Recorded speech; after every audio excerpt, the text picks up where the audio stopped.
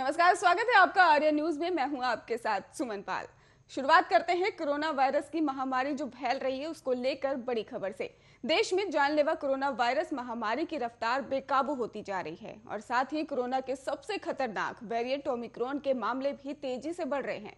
और देश में पिछले 24 घंटों में कोरोना वायरस के 1,41,986 नए केस सामने आए हैं। वहीं 285 लोगों की मौत भी हो गई है। देश में अब तक कोरोना के ओमिक्रॉन वेरिएंट के 3,071 मामले सामने आ चुके हैं।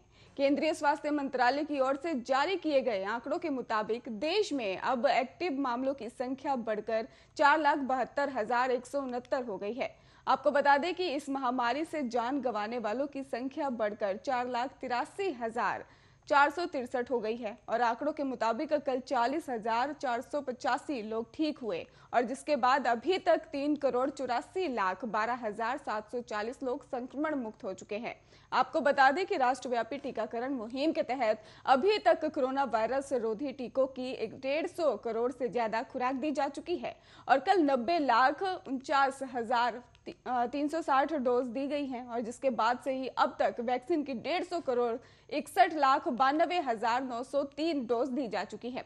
आपको बता दें कि स्वास्थ्य मंत्रालय के मुताबिक देश में ही 91% अधिक वयस्क जनसंख्या को टीके की कम से कम एक खुराक दी जा चुकी है, जबकि 66% आबादी का पूर्ण टीकाकरण हो गया है। देश में 15-17 आयु के 22% किशोरों को भी कोविड-19 रोधी टीकों की पहली खुराक लग चुकी है और इस आयु वर्ग के लाभार्थियों के लिए भी 3 जनवरी को कोविड-19 रोधी टीकाकरण शुरू किया गया था। भारतीय चिकित्सा अनुसंधान परिषद ने जानकारी दी है कि कल भारत में ही कोरोना वायरस के लिए 15,29,948 सैंपल टेस्ट किए गए थे और देश में ही अब तक ओमिक्रॉन वेरिएंट से 3,071 लोग संक्रमित हो चुके हैं, जबकि इसमें से 1,203 मरीज ठीक हुए हैं। देश में इस वेरिएंट से संक्रमित राज्यों की संख्या 27 हो गई है और सबसे ज्यादा मामले महाराष्ट्र और राजधानी दिल्ली में पाए जा रहे हैं।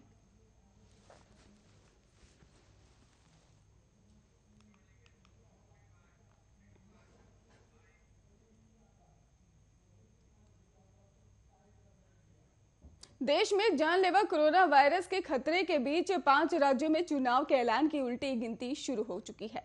जल्द चुनाव की घोषणा होने के आसार है, लेकिन सबकी दिलचस्पी ये जानने में है कि आखिर की कोरोना काल में चुनाव किस तरह से कराए जाएंगे। सूत्रों के मुताबिक चुनाव आयोग ने कोरोना प्रोटोकॉल के तहत ही मतदान कराने की तैयारी कर ली है। केंद्रीय चुनाव आयोग पिछले कुछ समय से ही चुनावी तैयारियों पर लगातार बैठकें कर रहा है, लेकिन चुनाव के ऐलान के साथ ही रैलियों और सभाओं के आकार को लेकर भी कुछ बड़े फैसले लिए जा सकते हैं। सूत्रों की माने तो बड़ी चुनावी रैलियों और जनसभाओं पर पूरी तरह से रोक लग सकती है और उनकी वजह से ही छोटी छोटी रैलियां या जनसभा को भी इजाजत मिल सकती है। ये छोटी रैलियां भी तभी हो पाएंगी जब कोविड प्रोटोकॉल का पूरी तरह से पालन किया जाएगा। दोनों डोज लगा चुके लोगों को भी रैलियों में ले जाने और पार्टियों से अपील की जा सकती है कि लेकिन खतरा सिर्फ चुनावी रैलियों और जनसभाओं से ही नहीं है। फिक्र उन कर्मचारियों को लेकर भी है जो कि मतदान के काम में जुटे होंगे। सूत्रों की माने तो चुनाव आयोग ऐसे चुनाव अधिकारियों को तैनात करेगा जो कि कोविड वैक्सीन की दोनों डोज ले चुके हों। सुरक्षाकर्मी भी वही तैनात किए जाएंगे जो कि वैक्सीन की दोनों डोज ले चुके हों। आपको बता दें कि पोलिंग बूथ पर भी 1500 वोटरों की जगह अब ज्यादा से ज्यादा 1,250 वोटरों को ही वोट डालने की अनुमति होगी। यही नहीं, नामांकन के लिए भी उम्मीदवार पहले अपने साथ अधिकतम 5 लोगों को ही ले जा सकते हैं और इसके साथ ही कहा जा रहा है कि इसके अलावा डोर टू डोर चुनाव प्रचार के लिए भी ज्यादा से ज्यादा लोग 5 लोगों को ही अनुमति मिल सकती है। आपको बता दें कि कोरोना काल में चुनाव कराना कितनी बड़ी चुनौती है, इसका अंदाजा इसी बात से लगाया जा सकता है कि चुनाव आयोग ने स्वास्थ्य मंत्रालय से कोरोना के ताजा हालात और टीकाकरण की जानकारी ली है। आयोग ने Indian council of medical research से भी बैठक की तो एम्स के निर्देशक से भी चुनाव आयोग ने सलाह ली है।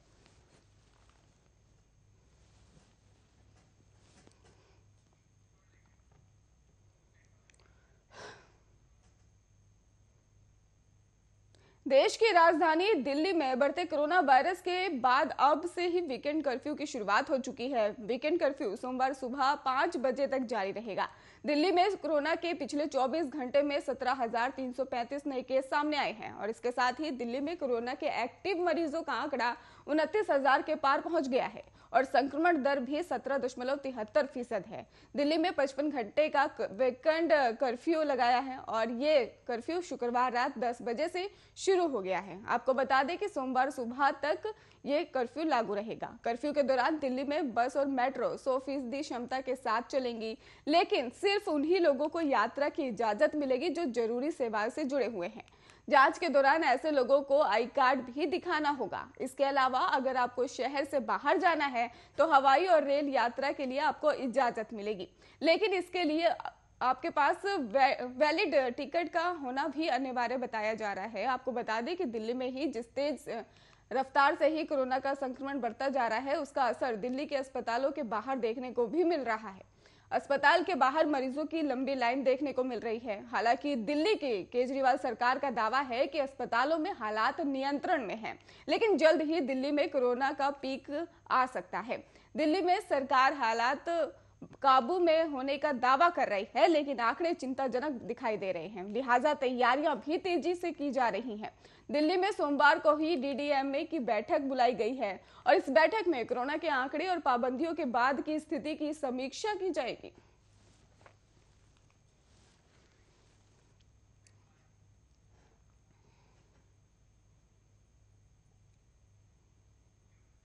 पंजाब में 2 दिन पहले पीएम मोदी का काफिला एक फ्लाईओवर पर करीब 20 मिनट तक फंसा रहा है। पीएम मोदी की सुरक्षा में हुई इस चूक को लेकर कई बीजेपी नेता लगातार पंजाब सरकार पर सवाल उठा रहे हैं और उनसे जवाब मांग रहे हैं। वहीं इसी बीच ही बीजेपी शासित राज्यों के मुख्यमंत्री सहित पार्टी के वरिष्ठ नेताओं ने गुरुवार को ही पीएम नरेंद्र मोदी की लंबी उम्र और उनकी सलामती के लिए देश भर के मंदिरों में पूजा अर्चना की है। आपको बता दें कि यूपी के सीएम योगी आदित्यनाथ ने काशी विश्वनाथ मंदिर में विद्युत पूजा की है और पीएम मोदी की लंबी उम्र की कामना भी की है। पूजा के बाद उन्होंने कहा कि बाबा विश्वनाथ और काल भैरव की पीएम पर कृपा है, क्योंकि आज काशी जिस भव्य रूप में है वो बाबा विश्वनाथ के कृपा पात्र पीएम मोदी की वजह से ही संभव है। इसलिए बाबा की कृपा सदैव उन पर बनी रही। ये प्रार्थना हमने बाबा विश्वनाथ और काल भैरव से की है। कल पंजाब में जो कुछ हुआ है वो भारत की संवैधानिक मान्यताओं और लोकतांत्रिक मान्यताओं की धज्जियां उड़ाता है। जब देश के प्रधानमंत्री के प्रति इस प्रकार का गैर जिम्मेदाराना रवैया कांग्रेस की एक सरकार का है, तो आप अनुमान लगा सकते हैं कि अन्य संवैधानिक संस्था और आम नागरिकों के प्रति उनका व्यवहार कैसा होगा। वहीं मध्य प्रदेश के सीएम शिवराज सिंह चौहान ने भोपाल के गुफा मंदिर में प्रधानमंत्री की लंबी उम्र के लिए पूजा की और पुजारियों के साथ पीएम के कल्याण के लिए भी महामृत्युंजय मंत्र का जाप किया।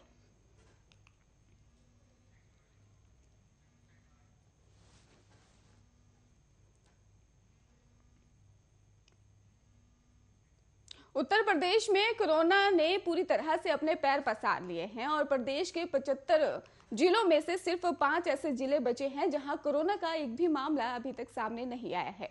बाकी 70 जिलों से ही कोरोना के मामले लगातार बढ़ रहे हैं। यूपी के सबसे ज्यादा कोरोना प्रभावित जिला सिटी, आपको बता दें कि दिल्ली से ही सटा गौतम बुद्ध नगर है, जहां पर बताया जा रहा है कि कोरोना के संक्रमण दिखाई दे रहे हैं और ये दिल्ली की तरह ही तेजी से संक्रमण के मामले में बढ़ रहे हैं। आपको बता दें कि गौतम बुद्ध नगर में ही बीते 24 घंटे में कोरोना के 600 नए मामले सामने आए हैं। वहीं सक्रिय मामले बढ़कर भी 1706 हो गए हैं और यूपी में कोरोना संक्रमण लगातार बढ़ता ही जा रहा है और जिलों में भी दूसरे नंबर पर राजधानी यानी कि लखनऊ आ चुका है।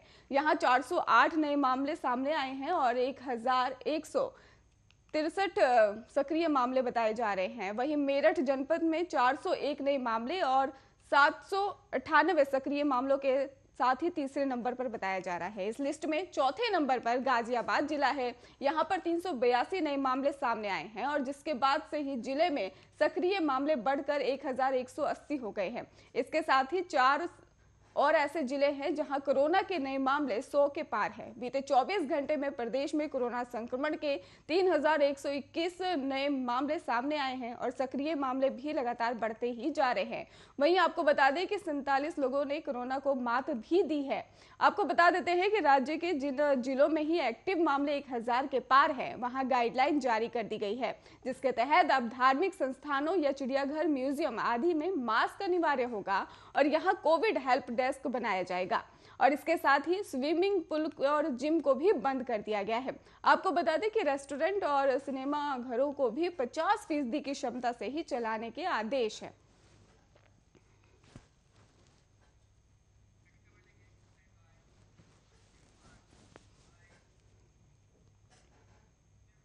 उत्तर प्रदेश में विधानसभा चुनाव होने वाले हैं, तो प्रदेश को एक के बाद एक नई सौगात मिल रही है। केंद्र और प्रदेश में एक ही दल की डबल इंजन की सरकार है, तो केंद्र सरकार आचार संहिता लागू होने से पहले कई सौगातें प्रदेश को दे रही है। अब उत्तर प्रदेश के लोगों को रेल यात्रा करने के लिए टिकट बुकिंग का एक नया विकल्प मिल गया है।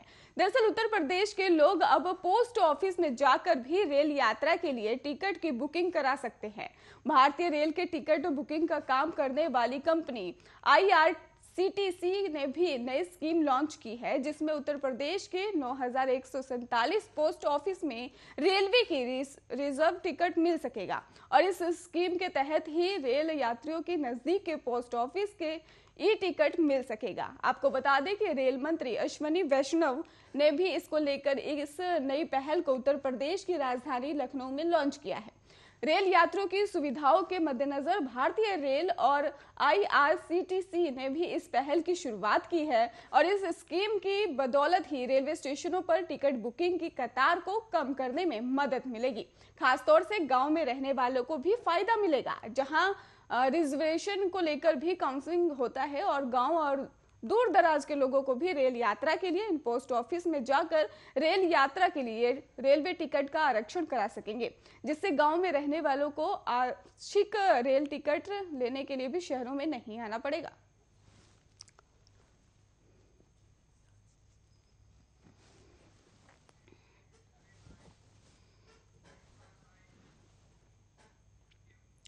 उत्तर प्रदेश में विधानसभा चुनाव को देखते हुए राजनीतिक सरगर्मियां पूरी उफान पर है और तमाम राजनीतिक दल चुनावी मैदान में ताल ठोक रहे हैं। और इस बीच ही ऑल इंडिया मस्जिद, और आपको बता दें कि इसको लेकर भी ओवैसी ने एक बार अपनी राजनीतिक दलों पर हमला बोला है। मुसलमानों को साधते हुए कहा कि यूपी में मुसलमानों का उत्पीड़न हुआ है और राजनीतिक दल उन्हें सिर्फ वोट बैंक के जरिए ही देखते आए हैं। और गुरुवार को ही ओवैसी ने लखनऊ में एक प्रेस कॉन्फ्रेंस की और एक बार फिर से सभी राजनीतिक दलों को आड़े हाथों लिया। ओवैसी ने कहा कि यूपी में मुसलमानों का दृष्टिकरण नहीं बल्कि उत्पीड़न हुआ है। सभी राजनीति दलों के उन्हें वोट बैंक के नजरिए से देखा है। उन्होंने मुस्लिम समुदाय को जानबूझकर गरीब रखा और उन्हें डरा कर वोटों को हासिल करते रहे। मुस्लिम बच्चों के लिए ज्यादा से ज्यादा स्कूल खोले जाने चाहिए और मुस्लिम बहुल इलाकों में भी ज्यादा बैंक खोलने की जरूरत है। इससे पहले ओवैसी बरेली पहुंचे थे और जहां उन्होंने एसपी और बीएसपी और कांग्रेस पार्टी में तीखा हमला बोला और उन्होंने कहा कि ना हम मोदी से डरेंगे, ना हम योगी से डरेंगे, ना हम अखिलेश की बातों में आएंगे, ना हम उस बुरी कांग्रेस की बातों में आएंगे। अखिलेश यादव और राहुल गांधी मिले थे, गाना बना था यूपी को 2 लड़कों का साथ पसंद है। फिर सपा बसपा मिल गए और राहुल गांधी यहां से भागकर केरल चले गए।